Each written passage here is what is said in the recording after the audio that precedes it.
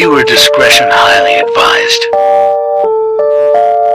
Welcome to Paranormal Nightshift, your home for all things that go bump in the dark and your fan stories told here. Today's story is called My Mother's Father. My Mother's Father. That's what we're going to call him. He'll never earn the right to be called a grandfather, and if only half of the stories that my mom told me about him are true, he really doesn't deserve the right to be called a man. More of a monster. Anybody who would do the things that he did to children don't deserve any rights at all. My mom had a lifetime of assault, essays, physical, mental, and emotional abuse from this man. I asked her one time, how did she get out? How did you get out of that situation? She said, well, it was simple. Once I turned 18, he didn't want me anymore. He wanted nothing to do with me because he liked him young. That was the last time that my mom had actually seen her dad. She left the house when she was 18. But now we had mail coming to our house, and a lawyer explained to us that this house was now ours. This house that had so much torment, so much memories for my mom, was now our home. We could live there if we wanted. The lawyers explained to us that he had unalived himself.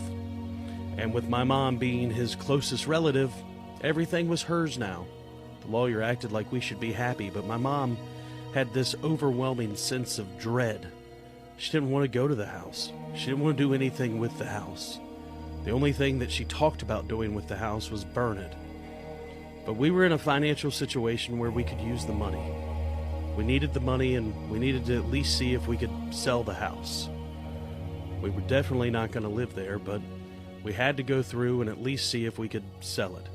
That started the process of my mom hiring people to try to fix the house. She never stepped foot in the house at all. She just wanted to know if it was even worth trying to sell. After about 2-3 months worth of work, the house was ready to sell. Now I was about 6 at the time.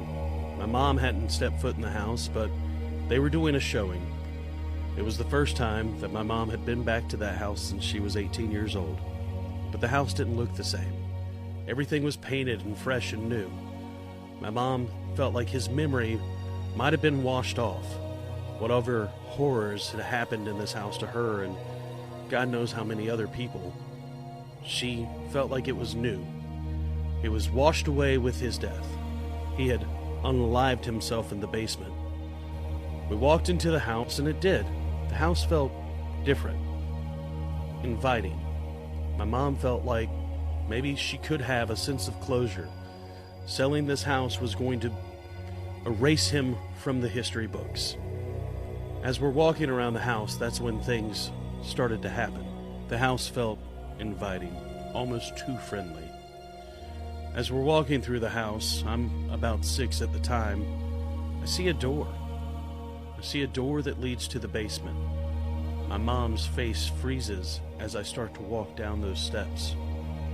She said, Where are you going? Don't go down there. It's not safe down there. It's where he used to take his people. It's where he used to take my mom. My mom walks to close the door to the basement, and that's when she hears it. Very familiar voice calling her name, saying the same things he used to say to her when she was a kid. Come on down here. It'll be fun. We never went back. My mom made sure to sell the house, but felt some sort of anguish inside of her because what if he was still there? What if his spirit lingered on? What could he do? She almost got very confrontational with the lawyers, saying that the house shouldn't be sold. It should be burned to the ground. The land should be blessed. Things like that. But tried trying to convince somebody of that. Technically, it was her house. She could do with it as she pleased, but it's a lot harder to get rid of things than you guys think it would be. You can burn it, but there's houses right next to it, and they may not like the idea that you're burning the house. You could tear it down, but certain people don't feel that way either. It's a lot harder to get rid of something that you don't want in the first place. It was 20 years ago. I'm 28 years old now, and we had this conversation recently about that house. Things that I learned about my mom, things that I learned that had happened. I asked my mom when she was telling the story, what did I say? What did I say that made you want to pick me up and take me out of that house? And you said, and she told me that I said that the man down in the basement knew your name and he wanted to play. He wanted to play with you.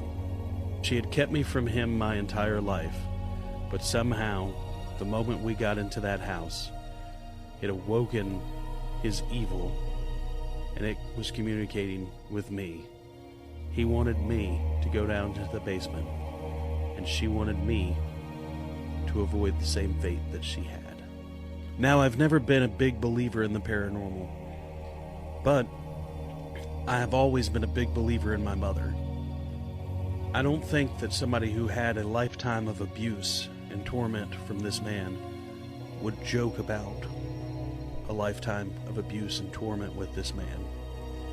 I don't think she would make up that she heard something just to protect us from something that didn't exist anymore.